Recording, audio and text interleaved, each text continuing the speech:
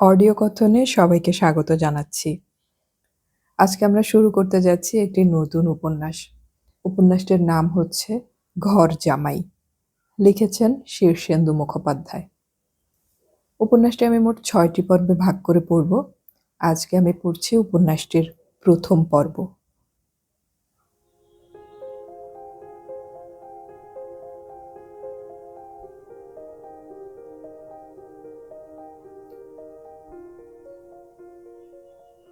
বাঁকা নদীতে তখন জল হতো খুব। কুসুমপুরের ঘাটে নৌকো ভিড়ত। জ্যৈষ্ঠী মাসে শ্বশুরবাড়িতে আসছিল বিষ্ণুপদ। কি ঠাটবাট! কোঁচানো ধুতি, গিলে করা পাঞ্জাবি, তাতে সোনার বোতাম, পায়ে নিউ কাট, ঘাড়ে পাকানো উড়ুনি, চোমড়ানো মোচ আর কোকড়া চুলের বাহার তো ছিলই। আরও ছিল কটার রং আর পেল্লায় জোয়ান শরীর। নৌকো ঘাটে লাগলো। তা কুসুমপুরের ঘাটকে ঘাট না বলে আঘাটা বলাই ভালো। খেয়া নৌকো ভিড়তে না ভিড়তেই যাত্রীরা ঝপাঝপ জলে কাদায় নেমে পড়ে। বিষ্ণুপদ সেভাবে নামে কি করে? উঁচু পাহাড়ের ওপর স্বয়ং শ্বশুরমশাই ছাতা মাথায় দাঁড়িয়ে, পাশে ৩ সম্বন্ধী নতুন জামাইকে অভ্যর্থনা জানাতে এসেছে। বিষ্ণুপদ টলমল নৌকোয় বাঁ হাতে ৭ সেরি একখানা রুই মাছ আর ডান হাতে ভারী সুটকেস নিয়ে ডাইনে বাঁয়ে হেলদোল করছে। তবে হ্যাঁ, বিষ্ণুপদ পুরুষ মানুষই ছিল বটে, দেমাকও ছিল তেমনি। নৌকো থেকে জামাই নামছে। নৌকোর মাঝি এগিয়ে এলো ধরে নামাবে বলে। বিষ্ণুপদ বলল, কাভি নেহি, আমি নিজেই নামব। তা নামলো বিষ্ণুপদ। ৭ সেরি মাছ আর সুটকেস সমেত বাঁ পাটা কাদায় গেঁথে গিয়েছিল মাত্র। আর কিছু হয়নি। মাছ বা সুটকেসও হাত ছাড়া হয়নি। সেও কাদায় পড়ে কুমড়ো গড়াগড়ি যায়নি। ৩ শালা দৌড়ে এসে কাদা থেকে বাঁ পাখানা টেনে তুলল। জুতোখানা অবশ্য একটু খুঁজে বের করতে হয়েছিল। সেই আশাটা খুব মনে আছে বিষ্ণুপদর, কারণ সেই আশাই আশা, একেবারে চূড়ান্ত আশা। শ্বশুরমশাই মাথায় ছাতা ধরলেন। ২ চাকর মাছ আর বাক্স ভাগাভাগি করে নিল। পাড়ার ২-৪ জন মাতব্বরও জুটে গিয়েছিল সঙ্গে। শ্বশুরমশাই কাকে যেন হাসি হাসি মুখে অহংকারের সঙ্গে বললেন, কেমন জামাই দেখছো? হা হা, যেন কার্তিক ঠাকুরটি। তোমার বরাত বেশ ভালোই হরপ্রসন্ন। গৌরবে বুকখানা যেন ঠেলে ঠেলে উঠল বিষ্ণুপদর। বাড়িতে ঢুকতেই মেয়ে মহলে হুড়োহুড়ি, উলু, শাক, সে এক এলাহি কাণ্ড। সদ্য পাঠা কাটা হয়েছে মস্ত উঠোনের একধারে। বাঁশে উল্টো করে ঝুলিয়ে তার ছাল ছাড়ানো হচ্ছে। আরেক ধারে অন্তত ২০ সেরি পাকা একখানা কাতলা মাছ বিশাল আঁশবটিতে ঘ্যাচ ঘ্যাচ করে কাটছে ২ জন মনীষ। সারা বাড়িতে একটা উৎসবের কলরব, শুধুমাত্র একটি জামাইয়ের জন্য। পাড়ার বাচ্চারা সব ঝেঁটিয়ে এসেছে। বউরা সব দৌড়ে আসছে কাজকর্ম ফেলে। কাছের ঘরে নিয়ে গিয়ে বসানো হলো তাকে। নিচু একখানা চৌকির ওপর গদি, তাতে ধপধপে চাদর, তাকিয়া। গোলাপ জল ছিটানো হলো গায়ে। ২ জন চাকর এসে বাতাস করতে লাগলো। গায়ের সজ্জন মুরব্বি সব দেখা করতে এলো। সে একটা দিন গেছে। বর্ষার জল নামলে নদী আর সে জল বইতে পারে না, পার ভাসিয়ে দেয়। খেয়া বন্ধ হয়ে গেছে অনেক দিন। কনক্রিটের বীজ হয়ে অবধি এখন ভারী ভারী বাসের যাতায়াত। কুসুমপুর ঘেঁষেই পাকা সড়ক। তা ধরে নাকি দিল্লি হিল্লি যাওয়া যায়। ওই পাকা সড়ক থেকে রিকশা করে পক পক করতে করতে বিষ্ণুপদর জামাই গোবিন্দ এলো। একে কি আশা বলে? খবর নেই, বার্তা নেই, পাতলুনের ওপর হাওয়াই শার্ট চাপিয়ে চটি ফটফটিয়ে এসে দাঁত কেলিয়ে হাজির হলেই হলো। নতুন জামাই কত ভার ভাত্তিক হবে তা নয়, এ যেন এক ফচকে ছোড়া ফষ্টি নষ্টি করতে এসেছে। তা হচ্ছেও ফষ্টি নষ্টি। দাওয়ায় মামাতো শালেরা সব ঘিরে ধরেছে।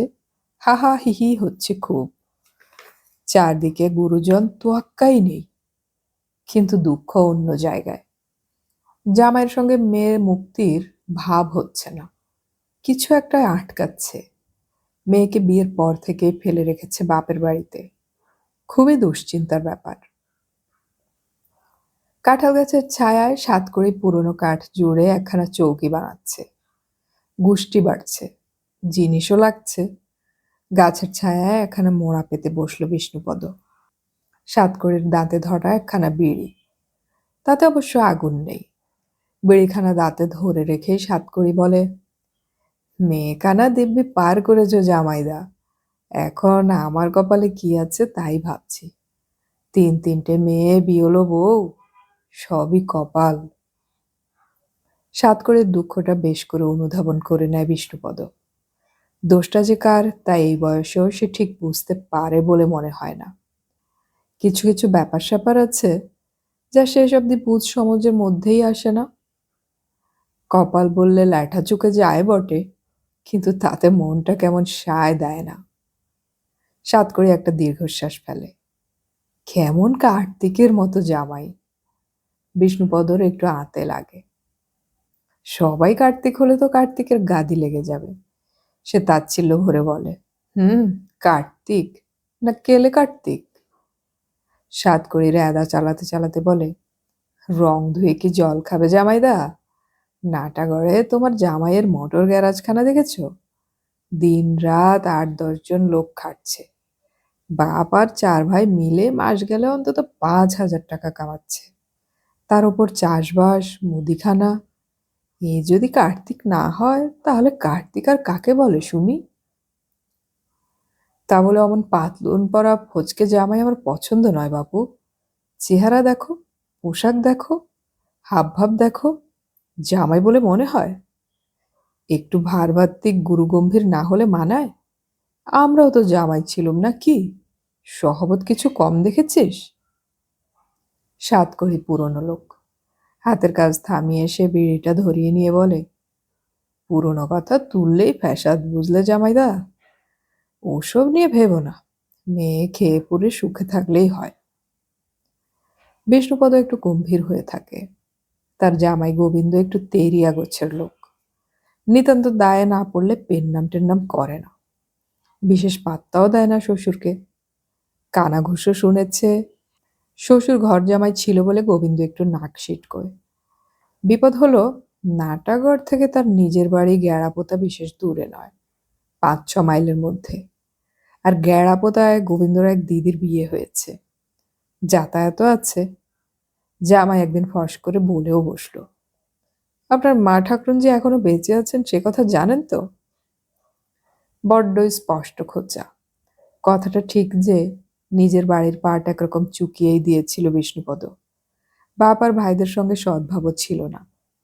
বিয়ের পরে এ যাবৎ 2-4 বার গেছে বটে, কিন্তু সে না যাওয়ারই সামিল। গত 10-12 বছরের মধ্যে আর ওমুখ হয়নি। কিন্তু তাতে কি দোষের হলো সেইটাই বুঝে উঠতে পারে না বিষ্ণুপদ। সেই কারণেই কি জামাই তাকে অপছন্দ করে? সাতকড়ি বিড়িটা খেয়ে বলে, আগে কত শেয়াল ডাকতো সাজবেলা থেকে, এখন একটারও ডাক শোনো? বিষ্ণুপদ একটু অবাক হয়ে বলে, শেয়াল? হঠাৎ শেয়ালের কথা ওঠে কেন? বলছিলুম, পুরোনো দিনের কথা তুলে লাভ নেই। শেয়াল নেই, কুসুমপুরের ঘাট নেই, বাঁকা নদী মজে এলো, পাকা পুল হলো, শীতলা পূজায় মাইক বাজার শুরু হলো, শনিবার বাজারে ভিসিও বসছে। এত সব হলো, আর জামাই পাতলুন পড়লেই কি কল্কি অবতার নেমে এলো নাকি? কিন্তু পুরনো দিনের কথা বিষ্ণুপদই বা ভোলে কি করে? গেড়াপোতায় নিজের বাড়িতে তার কদর ছিল না। 3টে ভাই আর 3টে বোন নিয়ে সংসার। বাবার অবস্থা বেহাল ছিলই, তার উপর বিষ্ণুপদ ছিল একটু পালোয়ান গোছের। ডন বৈঠক, মুগুর ভাজা, ফুটবল, সাঁতার এইসব দিকে মন। অনেক সময় হয়, এক মায়ের পেটে জন্মেও সকলের সমান আদর পায় না। বিষ্ণুপদ ছিল হেলাফেলার ছেলে। স্পষ্টই বুঝতে পারতো এ বাড়িতে তার কদর নেই। কদর জিনিসটা সবাই চায়। নিতান্ত ন্যালা খ্যাপারও কদরের লোভ থাকে। দুবেলা 2টো ভাত আর মেলা গঞ্জনা যুক্ত। কাজ টাজের চেষ্টা নেই, 2 পয়সা ঘরে আনার মুরুদ নেই। বোনগুলো ধ্বংস হয়ে উঠছে, সেই দিকে তার খেয়াল নেই। নানা গঞ্জনায় জীবনটা ভারী তেতো হয়ে যাচ্ছিল। গেরাপোতার বটতলায় ছিল তখন সারা দিন মানের ঠেক। গায়ের আরো কয়েকটা ছেলে এসে জুটত। পতিত উদ্ধারের জন্য মহাকালী ক্লাব খুলেছিল তারা। মরা পোড়ানো থেকে বন্যা ত্রাণ, কাঙালি ভোজন, বারোয়ারি পুজো, মারপিট, যাত্রা, থিয়েটার, কথকতা সবই ছিল তাদের মহা কাজ। বাইরে বাইরে বেশ কাটত। ঘরে এলেই মেঘলা, গুমোট, মুখ ভার, কথার খোঁচা, বাপান্ত। সেই সময় গেড়াপোতার পাশেই কালীতলা গায়ে এক শ্রাদ্ধ বাসরেই তাকে দেখে খুব পছন্দ হয়ে গেল ভাবি শ্বশুর হরপ্রসন্নর। টাকাওয়ালা লোক, 5 গায়ের লোক এক ডাকে চেনে। 4টে ছেলের পর একটা মেয়ে, বাপের খুব আদরের। হরপ্রসন্ন তখন ঘর জামাই খুঁজছেন। শ্রাদ্ধ বাড়িতেই ডেকে কাছে বসিয়ে মিষ্টি মিষ্টি করে সব হাড়ির খবর নিলেন। গরিব ঘরের ছেলেই খুঁজছিলেন, নইলে ঘর জামাই হতে রাজি হবে কেন? বিয়ের গন্ধে বিষ্ণুপদ চনমন করে উঠল। এতকাল ও কথাটা ভাববার সাহসটুকু অবধি হয়নি। বিয়ে যে তার হবে এমনটি সে কারো মুখে কোনো কাল শোনেও নি। যেই কথাটা উঠল অমনি বিষ্ণুপদর ভেতরে তুফান বয়ে যেতে লাগলো। পারলে আগাম এসে শ্বশুর বাড়িতে হামলে পড়ে। সেই বিয়ে নিয়েও কেচ্ছা কম হয়নি। প্রথমে বাপ বেঁকে বসলো, মাও নানা কথা কইতে শুরু করলো। ঘর জামাই যখন নিতে চাইছে তখন মেয়ে নিশ্চয়ই খুঁতো। তাছাড়া এ বংশের কেউ কখনো ঘর জামাই থাকেনি, ওটা বড় লজ্জার ব্যাপার। বিষ্ণুপদ দেখল তার সম্মুখে ঘোর বিপদ। বিয়ে বুঝি কেচে যায়? চিরটা জীবন তাহলে গেড়াপোতায় খুঁটোয় বাঁধা থেকে জীবনটা জলাঞ্জলি দিতে হবে। এই সুযোগ আর কি আসবে জীবনে? সে তার মাকে বোঝালো, ধরো আমি তোমার আরেকটা মেয়েই, তাকে বিয়ে দিয়ে বেড়াল পার করছো, এর বেশি তো আর কিছু নয়। ঘর জামাই থাকা মানে জানিস? শ্বশুরবাড়িতে মাথা উঁচু করে থাকতে পারবি ভেবেছিস? তোরা তোকে দিয়ে চাকরের অধম খাটাবে। দিন রাত বউয়ের মন জুগিয়ে চলতে হবে। এ যে বংশের মুখে চুনকালি দেয়া। বাপের সঙ্গে কথা চলে না। তবে বাপ সবই শুনল। শুনে বলল, কুলাঙ্গার, বিয়ের বাই চাপলে মানুষ একেবারে গাধা হয়ে যায়। তলিয়া ভাবলে গাধার চেয়ে ভালোই বা কি ছিল বিষ্ণুপদ। দুবেলা দুমুঠো খাওয়া আর আচ্ছেদ্যায় দেওয়া লজ্জা নিবারণের কাপড় জামা। তাছাড়া আর কিসের আশা ছিল বাপ মায়ের কাছে? গাধা বলায় তাই দুঃখ হলো না বিষ্ণুপদর। সে মাকে আড়াল করে বলল, ধরো তোমার একটা ছেলে বকেই গেছে বা মরেই গেছে, গাধা গরু যাই হই আমার আখের আমাকেই দেখতে দাও তোমরা, গলার দড়িটা খুলে দাও শুধু। হরপ্রসন্ন অর্থাৎ তার ভাবি শ্বশুর লোক মারফত খবর নিচ্ছিল। বিষ্ণুপদর বাবা সেই লোকদের কড়া কড়া শাসনের কথা শোনাতে লাগলো। তাই একদিন জোকের মুখে একেবারে এক খাবলা নুন পড়ে গেল। হরপ্রসন্নর এক অমায়িক ভাই দুর্গাপ্রসন্ন এসে বিষ্ণুপদর বাপকে কড় করে 1000 টাকা গুনে দিয়ে বলল, বর্পণ বাবদ আগাম টাকা পাঠিয়ে দিলেন দাদা, বিয়ের আসরে আরো 1000। হরপ্রসন্ন মানুষকে প্রসন্ন করতে পারতেন বটে। বাপের মুখে খিল পড়ল, মুখখানাও হাসি হাসি হয়ে উঠল।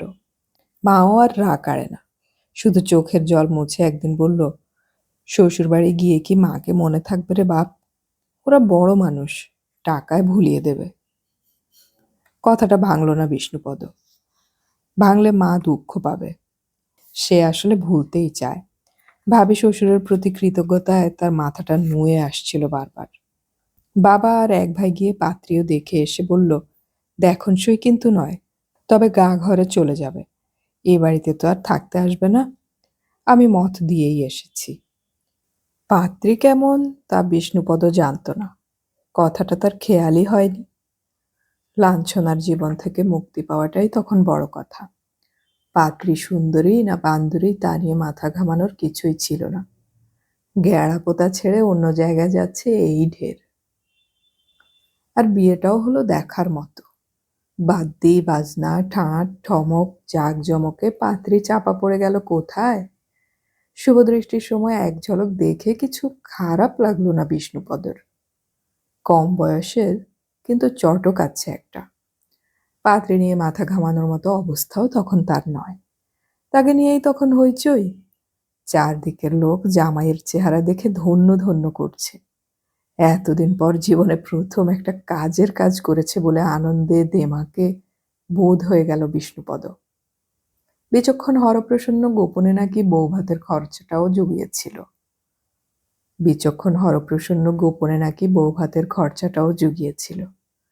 গেড়াপোতায় সেই প্রথম ও শেষবার আসা বিষ্ণুপদর বউ পাপিয়ার।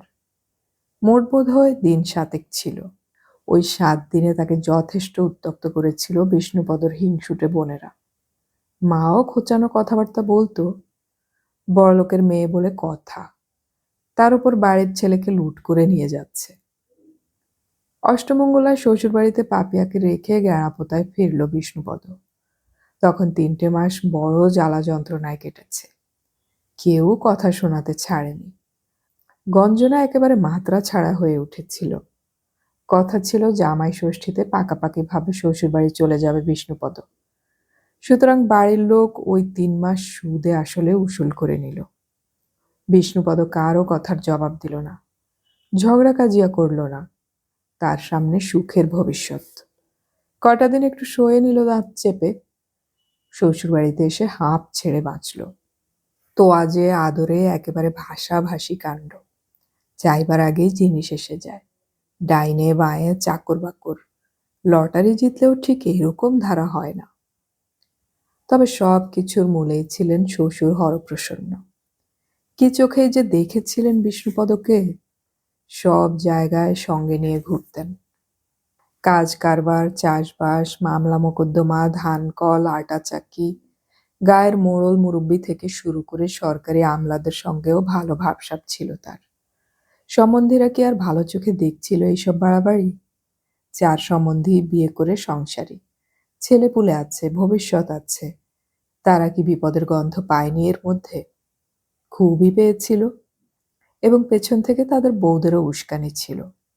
আরও উস্কে দিচ্ছিল বউদের বাপের বাড়ির লোকজন। বিয়ের পর বছর ঘুরতে না ঘুরতে অশান্তি হচ্ছিল বেশ। কিন্তু হরপ্রসন্নর মাথায় গোবর ছিল না। তিনি আগে ভাগেই জানতেন এরকম ধারা হবেই। মেয়ের নামে আলাদা বাড়ি, কিছু জমি আর একখানা কাঠচেরাইয়ের কল করে রেখেছিলেন। ছেলেদের ডেকে একদিন তিনি খুব ঠান্ডা মাথায় বিষয় সম্পত্তির বাটোয়ারা বুঝিয়ে দিয়ে বললেন, দেখো বাবারা, কোনো অবিচার যদি করে থাকি তো এই বেলা বলে ফেলো, তাহলে গায়ের 5টা লোক সালিশে বসুক এসে। আমার মনে হয় সেটা ভালো দেখাবে না। ছেলেরা একটু গাইগুই করলেও শেষ অবধি মেনে নিল। তারা কিছু কম পায়নি। হরপ্রসন্ন তার বিশাল বাস্তু জমি 5 ভাগ করে দেয়াল তুলে দিলেন। আগুপিছু এবং পাশাপাশি 5খানা বাড়ি হলো। নিজের নামে বড় বাড়িখানা শুধু রইল। বেঁচে থাকতেই সংসারের শান্তির জন্য ছেলেদের পৃথগণ্য করে দিলেন। শ্বশুরমশাইয়ের সঙ্গে থেকে থেকেই সংসারের চোখ ফুটল বিষ্ণুপদর। বিষয় বুদ্ধি হলো। কেনা বেচা, আদায় উসুল, লোকচরিত্র সব শিখল। শ্বশুরই ছিল তার গুরু। ফচকে নিতাই বলতো, বাপু হে, তুমি দেখছি বিয়ে বসেছে তোমার শ্বশুরের সঙ্গে। তবে হ্যাঁ, সবটাই এমন সুখের বৃত্তান্ত নয়। তার বউ পাপিয়া বড় অশান্তি করেছে। কথায় কথায় কান্না, আবদার, রাগ। সে ঘর জামাই থাকুক এটা পাপিয়া একদম চাইত না। এমন কথাও বলতো, তুমি তো আমার বাবার চাকর। বিষ্ণুপদ মধুর সঙ্গে এইসব ছোটখাটো হুল হজম করে গেছে। কারণ সত্যি কথাটা হলো বউকে নয়, শ্বশুরকে খুশি করতেই প্রাণপণ চেষ্টা করত বিষ্ণুপদ। সে বুঝত এই একটা লোকের কাছেই তার কদর আছে। প্রথম প্রথম যতটা খাতির যত্ন ছিল তা কাল ধর্মে কমে গিয়েছিল। তা যাক, এক জায়গায় স্থায়ীভাবে থিতু হয়েছিল সে। সেইটাই বা কম কি? জমি জমা, চালু কারবার, দিব্যি বাড়ি, ছেলেপুলেও হতে লাগলো। প্রথমটায় মেয়ে, তারপর 2 ছেলে। সেই মেয়েরই জামাই ওই গোবিন্দ। শ্বশুর মরার পরেই বিয়েটা হয়েছে। বড় সম্বন্ধী পরিতোষী এই বিয়ের প্রস্তাবটা নিয়ে আসে। পাল্টি ঘর, অপছন্দের কিছুই ছিল না। বিয়ে হয়েও গেল। তবে জামাই কেমন যেন একটু ফনা তোলা সাপের মতো। একটুতেই কেমন যেন রোখা চোখা ভাব দেখায়। তাকে ভাবিত দেখে সাতকড়ি এতক্ষণ কথা বলেনি। এবার বলল, তোমার বরাত হলো সোনার ফ্রেমে বাঁধানো। নিজের বিয়ে যেমন বোমা ফাটিয়ে করলে। মেয়েটারও তেমনি। পোলের মাঝখানটায় দাঁড়িয়ে কৃষ্ণকান্ত ঝুঁকে নদী দেখছিল। বেটারা পোলটা বানিয়েছে ভালো, দিব্যি তকতকে জায়গা। বর্ষা বাদল না থাকলে শুয়ে ঘুমানো যায়, বসে ভাত খাওয়া যায়। ঝড় বৃষ্টি হলে পোলের তলায় সেঁধিয়ে গিয়ে ঘাপটি মেরে বসে থাকলেই হলো। পোলটা হয়ে স্তক কৃষ্ণকান্ত এখানেই থানা গেড়েছে। বড় পছন্দের জায়গা, কত উঁচু! এখানে দাঁড়ালেই কত দূর অবধি দেখা যায়, আর হাওয়া বাতাসও খেলে। সবাই জানে না, কিন্তু কৃষ্ণকান্ত খবর রাখে। পোল বাঁধতে 3টে নরবলি হয়েছিল। রাজ ঠাকুরকে 5খানা পাঁঠা মানত করতে হয়েছিল, তাতেও হয়নি। রোজ বেটারা থাম বানাতো, আর নিশুতরাতে হারুয়া ভূত এসে থাম নাড়িয়ে গোড়া আলগা করে রেখে যেত।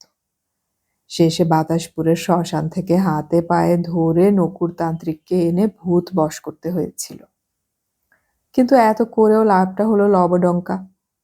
পোল বানানো হলো বলে বাঁকা নদী রাগ করে সেই যে শুকোতে শুরু করলো, এখন তো লোপাট হবার জোগাড়। শালারা নদীকে গয়না পরাতে চেয়েছিল।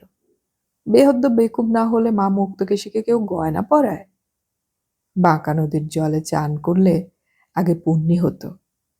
কৃষ্ণকান্ত রোজ নিশুত রাতে পোলের তলায় শুয়ে শুনতে পায় হারুয়া ভূত নদীর 2 ধারে ঠ্যাং ফাঁক করে রেখে ছ্যাড় ছ্যাড় করে নদীতে পেচ্ছাপ করছে। এখন খায় শালারা ভূতের মুত।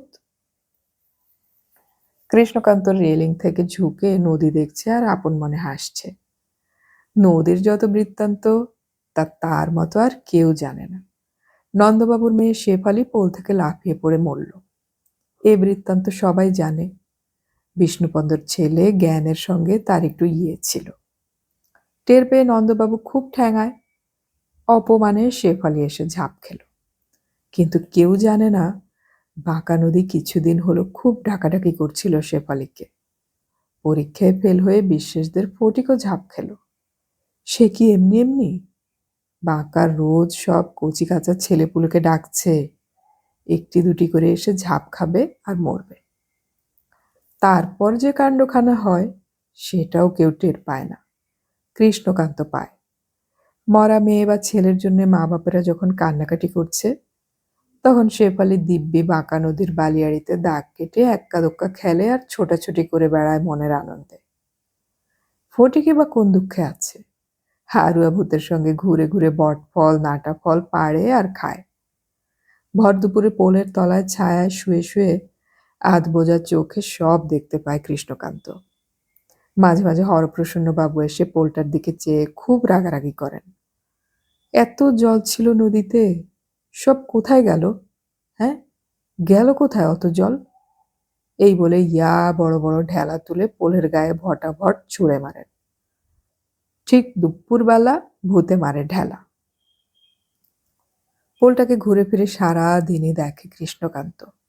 ঝাঁ ঝাঁ করে যখন বাস আর লরি পার হয়, তখন শব্দটা যা ওঠে তাতে বুকটা ঝনঝন করতে থাকে।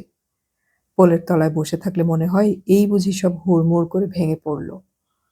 আবার যখন বাতাস বয়, তখন পোলটার গায়ে বাতাসের ঘষ্টানের শব্দটা কেমন যেন বড় বড় শ্বাসের আওয়াজ তোলে। রেলিংটা বেশ চওড়া, উঠে হাঁটাহাঁটি করা যায়, মজাও খুব। কৃষ্ণকান্ত উঠে পড়ল রেলিং এর ওপরে, তারপর হাঁটতে লাগলো। বাঁ ধারে বাঁকা নদীর খাদ, ডান ধারে পাকা রাস্তা। বেশ ভালো লাগছে তার। পোলের মুখে একটা ট্রাক দাঁড়িয়ে চাকা বদলাচ্ছে। ক্লিনারটা চেঁচিয়ে বলে, এই শালা পাগল, পড়ে যাবি যে। কৃষ্ণকান্ত খুব হাসে। পড়বো মানে? পড়লেই হলো? এ হলো আমার পোল, সে এটা ধরে রাখে। এদিককার লোকগুলো সুবিধার নয়, বড্ড লাথি ঝাঁটার ঝোঁক এদের। যতদিন হরপ্রসন্ন বেঁচে ছিলেন ততদিন তেমন চিন্তা ছিল না কৃষ্ণকান্তর। চণ্ডীমণ্ডপে পড়ে থাকত। হরপ্রসন্ন মরার পর চণ্ডীমণ্ডপ গেল ঘর জামাই বিষ্ণুপদর ভাগে। সে বেটা বজ্জাতের ধাড়ি। প্রথমটা চোখ রাঙিয়ে, পরে মেরে ধরে তাড়ালো। গিয়ে উঠেছিল হাটখোলার এক চালার নিচে।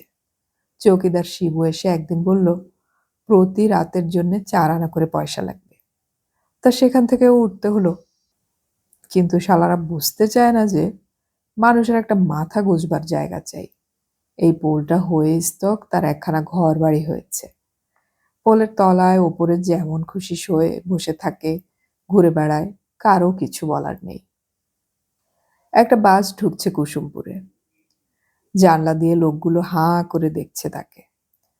কে যেন চেঁচিয়ে উঠল, গেল শালা মায়ের ভোগে। না না, অত সহজে যাচ্ছে না কৃষ্ণকান্ত। পোলের রেলিং ধরে সে রোজ হাঁটাহাঁটি করে। সে বুঝতে পারে এ হলো তার নিজের পোল। সরকার বাহাদুর তার জন্যই বেঁধে দিয়েছেন। এ হলো তার তেতলা বাড়ি। পূব ধারের প্রান্তে এসে আবার ঘুরে পশ্চিম ধারে এগোতে থাকে সে। ছাতা মাথায় গুটি গুটি হেঁটে একটা লোক আসছিল। তাকে দেখে একটা লাফ মেরে পোলের শানের উপর নামলো কৃষ্ণকান্ত। ঘর জামাই যে, এখানে বিড়ি ছাড়ো তো।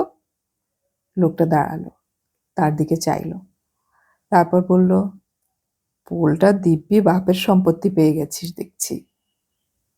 বাপের বাপ বড় বাপ, এ হলো সরকার বাহাদুরের জিনিস।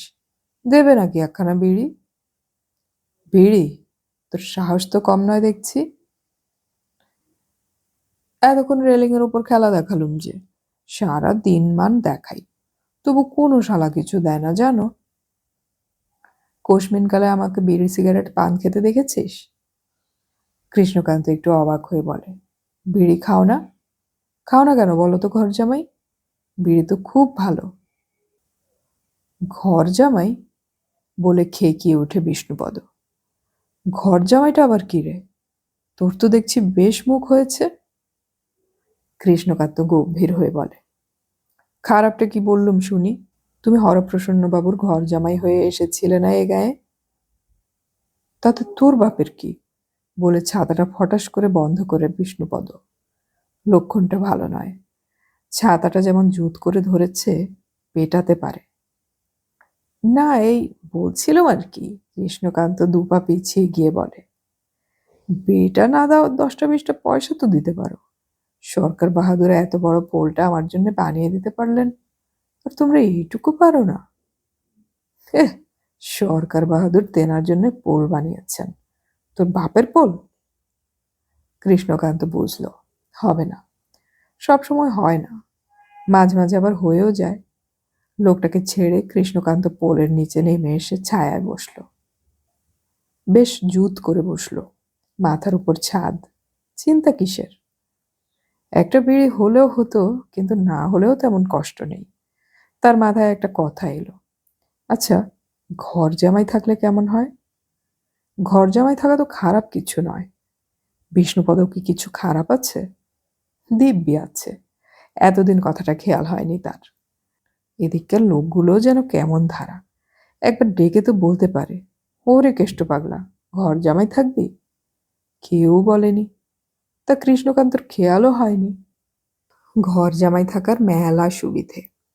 কাপড়, জামা, জুতো, ছাতা সব বিনিমগ্নে পাওয়া যাবে। চারদিকে দেওয়ালওয়ালা ঘর হবে, দুবেলা দিব্যি খ্যাট। কাজকর্মও নেই, বগল বাজিয়ে মজাসে থেকে যাও। বিষ্ণুপদ যেমন আছে। ইস, কতটা আগেই খেয়াল করা উচিত ছিল, কিন্তু আর দেরি করাটাও ঠিক নয়।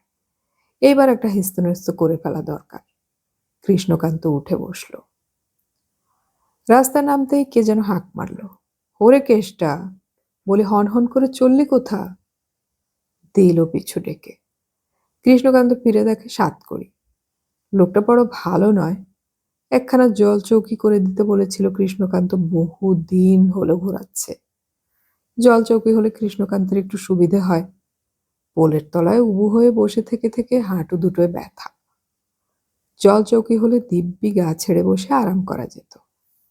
তা সাতকড়ি কখনো না করেনি, শুধু বলে রেখেছে বিশ্বাসবাবুদের বড় কাঁঠাল গাছটা কাটা হলেই সেই কাঠ দিয়ে বানিয়ে দেবে। বিশ্বাসবাবুর বড় কাঁঠাল গাছটা প্রায় গিয়ে দেখে আসে কৃষ্ণকান্ত। বেয়াক্কেল গাছটা মরেও না, পড়েও না। এবার রাজ্যের কাঁঠাল ফলেছে, তবে সে নজর রাখছে। সাতকড়ি সঙ্গ ধরে বলে, বড় ব্যস্ত দেখছি যে? কৃষ্ণকান্ত গম্ভীর হয়ে বলে, কাজে যাচ্ছি। হে গায়ে দেখলাম একমাত্র তুই কাজের লোক, সারাক্ষণ কিছু না কিছু করিস। কৃষ্ণকান্তর হঠাৎ মনে পড়ল, সাতকড়ির 3টে না 4টে বিয়ের যোগ্যী মেয়ে আছে। পাত্র খুঁজে খুঁজে হয়রান হচ্ছে কবে থেকে। কৃষ্ণকান্ত গলাটা একটু নামিয়ে বলল, সাতকড়ি দাদা, আমাকে ঘর জামাই রাখবে? সাতকড়ি একটু থমকালো বটে, কিন্তু পর মুহূর্তে সামলে নিয়ে বলে, ঘর জামাই থাকতে চাস নাকি?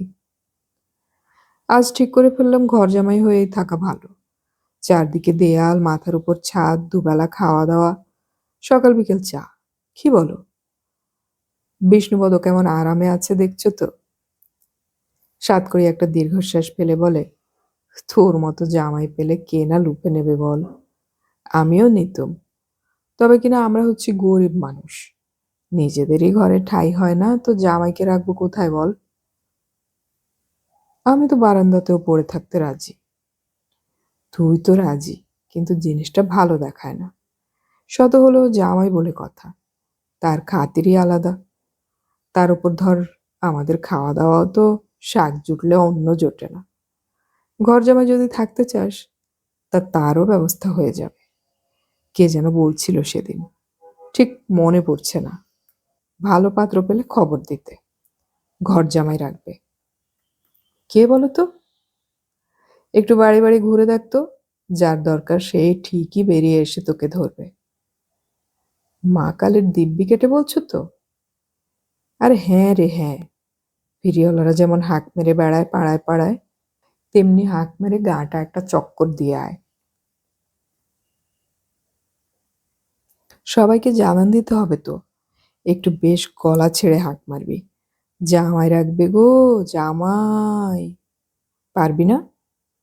কৃষ্ণকান্ত খুশি হয়ে বলল, এ আর শক্ত কি। যা, লেগে পড় কাজে, হিললে হয়ে যাবে।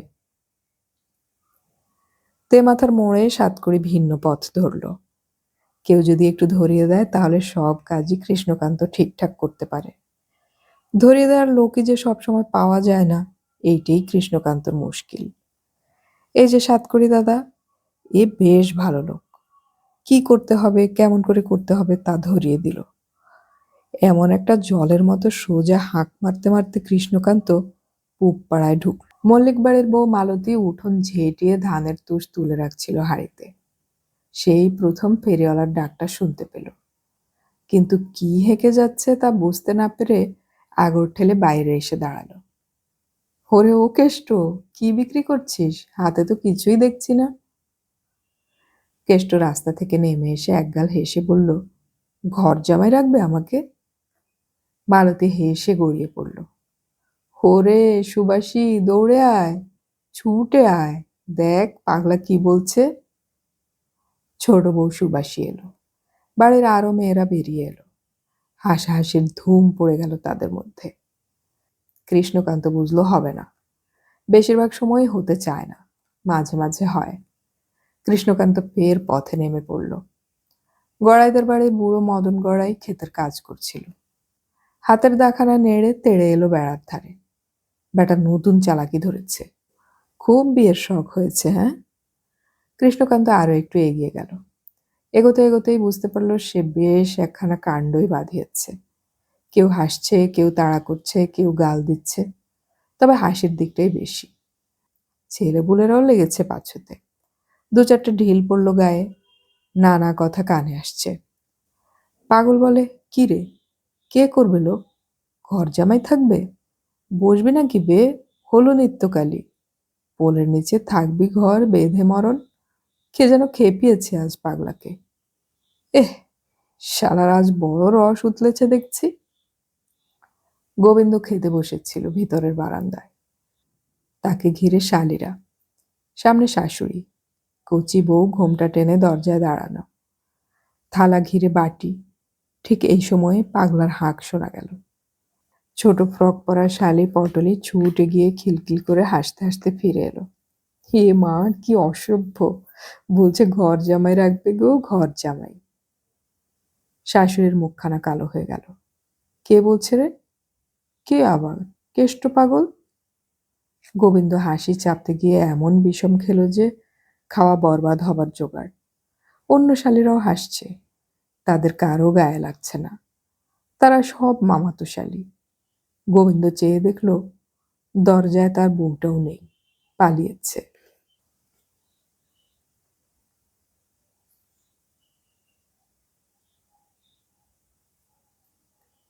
হাতে কলমে না করলে চাষের মর্ম বোঝা কোনো শর্মার কর্ম নয়। চাষা যখন চষে তখন সে মাটির সঙ্গে কথা কয়, বলদের সঙ্গে কয়, লাঙ্গলের সঙ্গে কয়, মেঘ বাদল রোদের সঙ্গে কয়। এই সব কটা জিনিস মিলিয়ে তবে চাষ। কত তুতাই পাতাই করে, সোহাগ করে, মিতালি পাতিয়ে তবে এক একজনের সঙ্গে ভাবসাব হয়।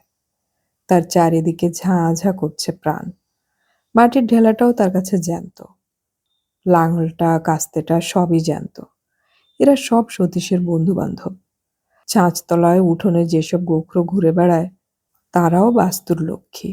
সতীশ তাদেরও বন্ধু মনে করে। সেদিন চাষের মাঠে এক কেউটে সুমুখে পড়ে কোমর অব্দি ফনা তুলল। সানানো কাস্তে ছিল সতীশের হাতে। এক চোপাটে কেটে ফেলতে পারত, কিন্তু কাটেনি।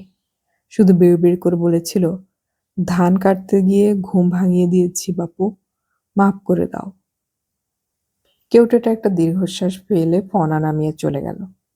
ঝড় বাদলার দিনে ভারী বাতাস আসে, চালাঘর উড়ে যেতে চায়, যায়ও। ছেলেপুলে বউ নিয়ে সতীশ জড়সড় হয়ে বসে থাকে শুধু। জানে ঝড় দুনিয়ার নিয়মে আসে, তারও বিষয়কর্ম আছে। ঘাসের মতো মাথা নুইয়ে থাকতে হয়।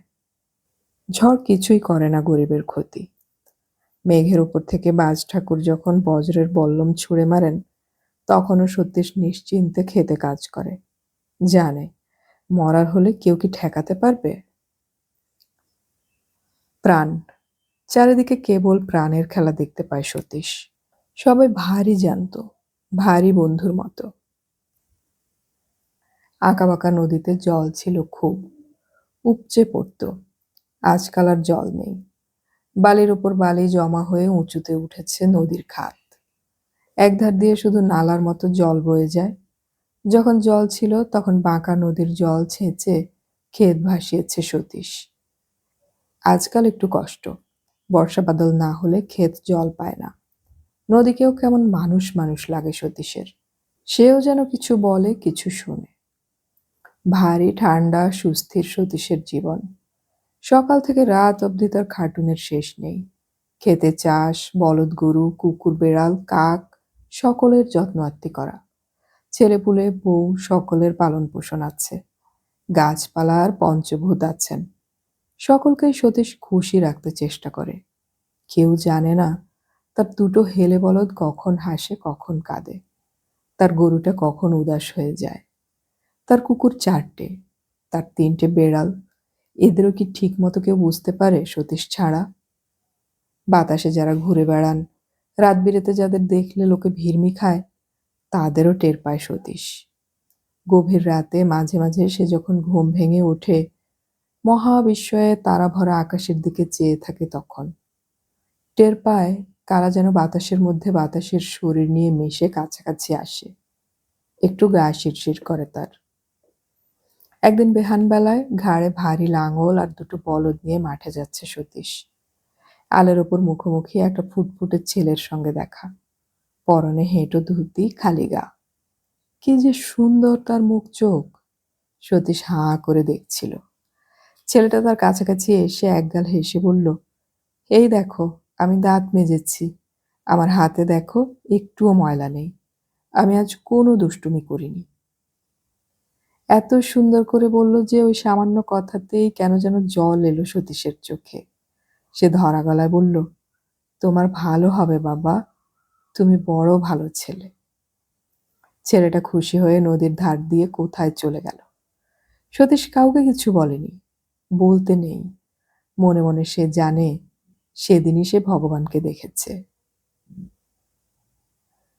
দুপুরবেলা দুটো তৃষ্ণার্ত বলদকে একটা মাটির গামলায় নুন মেশানো জল খাওয়াচ্ছিল সতীশ। উঠোনে একটা ছায়া এসে পড়ল। সতীশ, আছিস নাকি রে? মনিবকে দেখে সতীশ তটস্থ হলো। বাঁকা নদীর পোল পেরিয়ে মানুষতলা দিয়ে টুকটুক করে ছাতাটি মাথায় দিয়ে উনি নিত্যই আসেন। এসে চাষের সময় ক্ষেতের ধারে আলের ওপর বসে থাকেন। ধান ঝাড়া হলে দেখতে আসেন, ধান মাপবার সময় দেখতে আসেন। কি দেখেন তা সতীশ জানে। বিঘে প্রতি যা ন্যায্য পাওনা হয় তা সতীশ বরাবর তুলে দিয়ে আসে মনিবের গোলায়। খরা বা বান হলে কম বেশি হয়। মেয়ে খেদি দৌড়ে গিয়ে একটা জল চৌকি এনে পেতে দিল দাওয়ায়। মুখের ঘামটি কোঁচায় মুছে মনিব বসলেন। ফর্সা মুখখানা রোদের তাতে রাঙা হয়ে আছে। চুল আর গোঁফ কিছু পেকেছে, তবু মান্যিগণ্যি করার মতোই চেহারা। খেদির কাছে চেয়ে এক ঘটি জলের অর্ধেকটা খেয়ে নিলেন। তারপর একটা দীর্ঘশ্বাস ফেলে বললেন, বেশ আছিস তোরা। এ কথাটার কোনো মানে হয় না। শুনলে লজ্জা করে সতীশের। ভালো থাকা মন্দ থাকার সে কি বা জানে। তবে মেখে ঝুঁকে আছে, মিলেমিশে আছে। চারদিকটার সঙ্গে তার ভারী ভাবসাব। মনে হয় পোকাটা মাকড়টা অবধি তাকে চেনে জানে। সে মনিবের সামনে উঠোনে উবু হয়ে বসে বলে, দুটো ডাব পারি? ডাব? না রে, হে দুপুরে তোকে আর গাছে উঠতে হবে না। কিচ্ছু নয় বাবু, হনুমানের মতো উঠবো আর নামবো। যাওয়ার সময় কয়েকটা গন্ধরাজ লেবু নিয়ে যাবেন, এবার মেলা ফলেছে। ডাবটা আস্তে আস্তে খেতে খেতে মনিব বললেন, সেই শ্বশুর মশাইয়ের আমল থেকে তোকে দেখে আসছি, একই রকম রয়ে গেলি। তুই বুড়ো হোস না? সতীশ মাথা চুলকে বলে, বয়স ভাটিয়ে গেছে অনেক দিন, সে কি আর আজকের কথা? বুড়ো হচ্ছি নিশ্চয়ই, বয়স তো হলোই। সেই রকম পাকানো চেহারা, শক্তপোক্ত, সারাদিন রোদে জলে খাটিস, বয়স মানিস না, তোর রকমটা বুঝতেই পারি না। ওই আজ্ঞে একরকম, চাষা ভুষোর শরীর তো। ওরে, আমিও পালোয়ান কিছু কম ছিলুম নে, দেখেছিস তো সেই চেহারা। আগে দেখিনি আবার, সব চোখের সামনে ভাসছে। যেদিন বিয়ে করতে এলেন নৌকো করে, পালকি ঘাড়ে করে নিয়ে গিয়েছিলাম, বুড়ো কর্তার সে কি আহ্লাদ, কার্তিকের মতো জামাই হয়েছে। আর লজ্জা দিস না, আজকাল নড়তে চড়তে হাঁফ ধরে যায়। শরীর তো কিছু বেজুত দেখছি না আমি, অনেকটা সেরকমই আছেন। বিষ্ণুপদ উদাস চোখে মাঠঘাট পেরিয়ে কোন উধাওয়ের দিকে যেন চেয়ে থাকে। তারপর একটু ধরা ধরা গলায় বলে, বিষয় বিষয় করেই বোধহয় এরকম ধারা হলো, কি বলিস? গন্ধরাজ লেবু কটা কুয়োর জলে ধুয়ে এনে দাওয়ার উপর রেখে সতীশ বলে, আপনার বিষয় না থাকলে আমার পেট চলতো কি করে? আপনার জমিতে চাষ, আপনার ভূঁয়েই বাস। বিষ্ণুপদ বড় বড় চোখে কেমন বিকল একরকম নজরে সতীশের মুখের দিকে চেয়ে বলে, ঠিক জানিস? কিসের কথা বলছেন? এ জমি যে আমার, এই চাষবাস যে আমার, তা কে না জানে। হরপ্রসন্নবাবু আপনার নামে লিখে দেননি এসব? কর্তাবাবুর আজ বড় বড় শ্বাস পড়ছে, লক্ষ্য করে সতীশ। মুখখানাও ভার। আজ বাবুর মনটা ভালো নেই। মন নিয়ে কারবার নেই সতীশের। তার মন বলে কি কোনো বস্তু নেই? থাকলেও ঠাহর পায় না। সকাল না হতেই কাজে নেমে পড়তে হয়, শরীর বেটে দিতে হয়, জান চুয়াতে হয়, তবে মাঠে মাঠে ফলন্ত মা লক্ষ্মীকে দেখা যায়। তখন শরীরে কেমন একখানা ফুরফুরে হাওয়া এসে লাগে। বিষ্ণুপদ ডাবের খোলাটা সতীশের বাড়ানো হাতে ধরিয়ে দিয়ে ধুতির খুঁটে মুখ মুছে বলেন, লিখেই তো দিয়েছিলেন রে, তুই তো লেখাপড়া শিখিসনি, দলিলে কি লেখা থাকে তাও জানিস না। সতীশ গম্ভীর মাথা নেড়ে বলে, তা অবশ্য জানি না, তবে এটা মনে হয় কোন জমিটা কার তা স্পষ্ট করে বলা থাকে দলিলে। তাও থাকে, তবে আমরা হচ্ছি ভাড়াটে। আসল জমি হলো সরকার বাহাদুরের। ভোগ দখল বিক্রি বা বিলি ব্যবস্থার অধিকার একমাত্র তার। সরকার ইচ্ছে করলেই কেড়ে নিতে পারে। সতীশ মাথা নেড়ে বলে, সে কথাও ঠিক নয়। এই আলো বাতাস এসব তো সরকার বাহাদুরের নয় নাকি? আলো বাতাস তা কি করে সরকারের হতে যাবে? তাহলে জমিও নয়, দুনিয়াটা যার, এসব হচ্ছে তারই জিনিস। বিষ্ণুপদ সতীশের দিকে মায়া ভরে চেয়ে থেকে বলে, তোর মধ্যেই একটা জিনিস আছে, এটাই তোকে বুড়ো হতে দেয় না। এর জন্যে এই বয়সেও তোর গায়ে মোষের মতো জোর। তোর মতো নয়, তাহলেও শ্বশুরমশাইয়ের মধ্যেও এরকম একটা ব্যাপার ছিল। তিনি ছিলেন আমার অন্নদাতা দেবতা, ওরকম মানুষ হয় না। বিষ্ণুপদ একটু হেসে বলে, তুই তো সবার মধ্যেই ভগবান দেখতে পাস। হে খুব ভালো। আমাকে শেখাবি কি করে সবকিছুর মধ্যে ভগবানকে দেখতে হয়? স্বদেশ লজ্জায় মুখ নিচু করে হাসে। কি যে বলেন তার ঠিক নেই। আমি কি শেখাবো? মুখ্য সূক্ষ্ম মানুষ আমরা। ওসব আস্পর্ধার কথা শুনতে নেই। তবে এটা জানি, জমির মালিক যদি আপনি না হন, তবে সরকার বাহাদুরও নয়। আপনার যা বন্দোবস্ত, সরকার বাহাদুরেরও তাই। বুঝেছি রে, আর বোঝাতে হবে না। তুই সব কিছুর মধ্যেই ভগবান দেখিস, আর আমি দেখি বিষয়। তাই দেখেন কর্তাবাবু, তাই ভালো করে দেখেন। বিষ্ণুপদ একটু ম্লান হেসে বলে, দূর পাগল, বিষয়ের মধ্যে আছেটা কি? তাও যদি নিজের জোরে করতে পারতুম তো বলার মুখ থাকতো। এ হলো গিয়ে পড়ে পাওয়া 14 আনা। শ্বশুর মশাই ঘর জামাই করতে চাইলো। তখন বড় গরিব ছিলুম তো, বাপের কাছে কলকে পেতুম না, তাই নেচে উঠেছিলুম। ভাবলুম না জানি 4খানা হাত গজাবে। এসে সাজানো সংসারে ঘটের মতো বসলুম। ফক্কিকারিটা যদি তখনও বুঝতে পারতুম রে, আজ যেন কোথায় একটা খোঁচা টের পাচ্ছি। মানুষকে দুঃখ পেতে দেখলে সতীশের কেমন যেন জলে পড়া অবস্থা হয়। সে একটু ব্যগ্র হয়ে বলে, তাই এর মধ্যে খারাপটা কিসের দেখলেন? আমি তো কিছু খারাপ দেখছি না। খারাপ নয়? 5জন কি আর আমাকে ভালো বলে রে? আড়ালের অঙ্গরসিকতা করে, আমি টের পাই। সম্বন্ধীরাও ভালো চোখে দেখে না, এমনকি বউ ছেলে পুলেও নয়। এই তো আজ জামাই এলো, তার ভাবখানা যেন লাট সাহেবের মতো। শ্বশুর বলে যে কেউ একজন আছে, তা গায়েই মাখতে চায় না। সতীশ মাথা চুলকোয়। বাবুর সমস্যাটা কোথায় হচ্ছে তা ঠিক ধরতে পারছে না সে। এই হলো মুশকিল। নিজেকে বাবু টাবুদের জায়গায় বসিয়ে তো আর ভাবতে পারে না। তার তো ওসব বড় বড় সমস্যা নেই। তবু সে বলল, জামাই তো দিব্যি আপনার। এই তো সেদিন হলো, গাড়ি চেপে জামাই এলো, কাছ থেকে দেখলুম বেশ করে। বিষ্ণুপদ ঠাট্টা করে বলে, কি দেখলি, ভগবান নাকি? সতীশ একটু লজ্জা পেয়ে বলে, কিছু খারাপ নয় তো। বিষ্ণুপদ একটু চুপ করে থেকে বলে, খারাপ কাউকে বলি কি করে? খারাপ আমার কপাল। ভাবছি এখানে তোর কাছাকাছি একখানা ঘর তুলে থাকবো। আমাকে তুই একটু চাষের কাজ শেখাবি? কি যে বলেন তার ঠিক নেই। তোর সঙ্গে সঙ্গে থেকে চাষবাস শিখবো, বুড়ো বয়সকে ঠেকাতে শিখবো, আর ভগবান দেখতে শিখবো। শেখাবি? আজ বাবুর কথাগুলো বড় উঁচু উঁচু দিয়ে চলে যাচ্ছে। সতীশ নাগাল পাচ্ছে না। কি বলতে হবে তাও মাথায় আসছে না তার। ঠিক এই সময় তার বউ সুরবালা রান্না থেকে ঘোমটা ঢাকা অবস্থায় আধখানা বেরিয়ে এসে বলল, বেলা গড়িয়ে যাচ্ছে, বাবুকে বলো এখানেই স্নান করে দুটি খেয়ে যেতে। বিষ্ণুপদ গায়ের জামাটা খুলতে খুলতে বলে, সে কথাটাও মন্দ নয়। খাওয়াবি নাকি রে সতীশ দুটি ভাত? সতীশ এত অবাক হলো যে বলার নয়। বাবু খাবেন? তার বাড়িতে? সে উত্তেজিত হয়ে বলে, কচু ঘেচু কি রান্না হয়েছে কে জানে। এ কি আপনি মুখে দিতে পারবেন? কত ভালো খাওয়া দাওয়া হয় আপনাদের। রোজ তো নিজের মতোই খাই, আজ না হয় তোর মতোই খেয়ে দেখি। তেল টেল থাকলে দে, স্নানটা করে আসি। এই যে দেই, বলে সতীশ ছোটাছুটি শুরু করলো।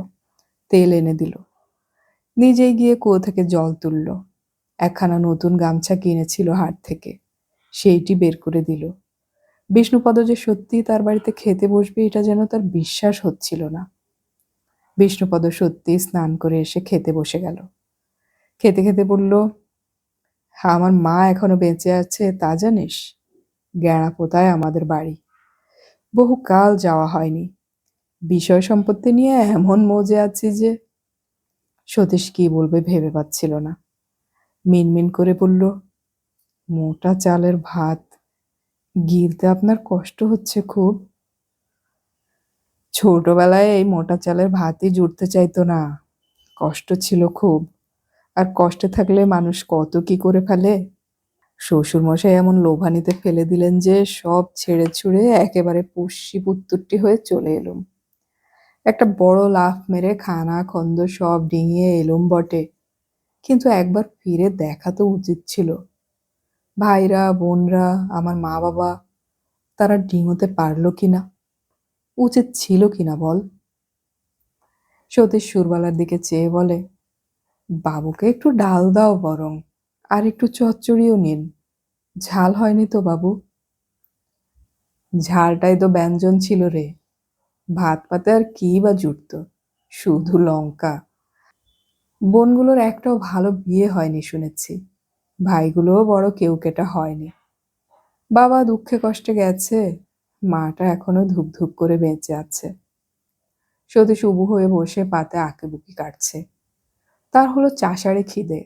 যখন খেতে বসে তখন অন্ন ব্যঞ্জনের স্বাদ পায় না, ও গ্রাসে শুধু বিলে যায়। চোখের পলকে পাত সাফ। আজ তার ভাত যেন উঠতেই চাইছে না, পাহাড় প্রমাণ পড়ে আছে পাতে। আপনার তো পেট ভরল না বাবু। বিষ্ণুপদ খুব ধীরে ধীরে উঠে পড়ল। আঁচিয়ে এসে বলল, এই দাওয়াতে একটা মাদুর পেতে দে, একটু গড়িয়ে নেই, এখানে দিব্যি হাওয়া আছে।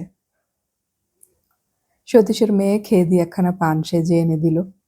পান খায় না বিষ্ণুপদ, তার কোনো নেশা নেই, এক বিষয় সম্পত্তির নেশা ছাড়া। তবু আজ পানটা খেলো। আমাদের বাড়ির বড় শক্ত কর্তাবাবু, তুলোর বড্ড দাম বলে পুরনো ন্যাকড়া ট্যাকড়া ভরে খোল সেলাই করে নেই। আপনার অসুবিধে হবে। তুই অনেকক্ষণ ধরেই কেবল ভদ্রতা করছিস, কাছে এসে বসতো। সতীশ বসল। আধশোয়া হয়ে অনেকক্ষণ আবার সামনের মাঠঘাটের দিকে চেয়ে চেয়ে পান চিবোয় বিষ্ণুপদ। তারপর বলে, মানুষ যে কি চায় সেটাই তো বুঝতে পারে না, তুই বুঝিস?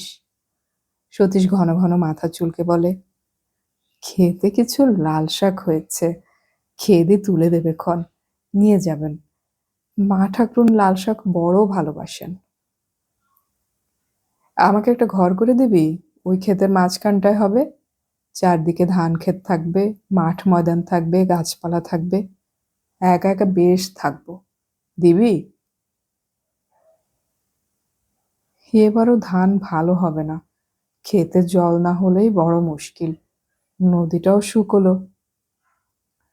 বালিশে মাথা রেখে বিষ্ণুপদ চোখ বুঝল। আপন মনে বলল, কত বয়স হয়ে গেল রে।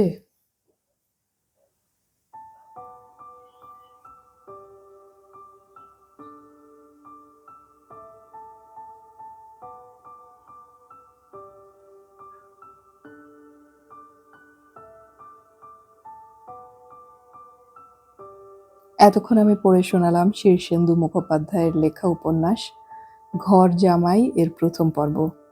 উপন্যাসটির বাকি পর্বগুলো আমরা খুব শীঘ্রই আপলোড করার চেষ্টা করব। শোনার আমন্ত্রণ রইল। অডিও কথনে আমাদের গল্প পাঠ ভালো লাগলে চ্যানেলটি সাবস্ক্রাইব করে রাখুন এবং বন্ধুদেরকে শেয়ার করুন। আমাদের গল্প পাঠ আপনাদের কেমন লাগছে তা কমেন্টে অবশ্যই জানাবেন। পরবর্তী পর্ব আপলোড হওয়ার সাথে সাথেই নোটিফিকেশন পেতে হলে আমাদের সাবস্ক্রাইব বাটনের পাশের বেল আইকনটি চেপে রাখুন। গল্প পড়ি, গল্প শুনি, বাংলা গল্প ছড়িয়ে পড়ুক সবখানে।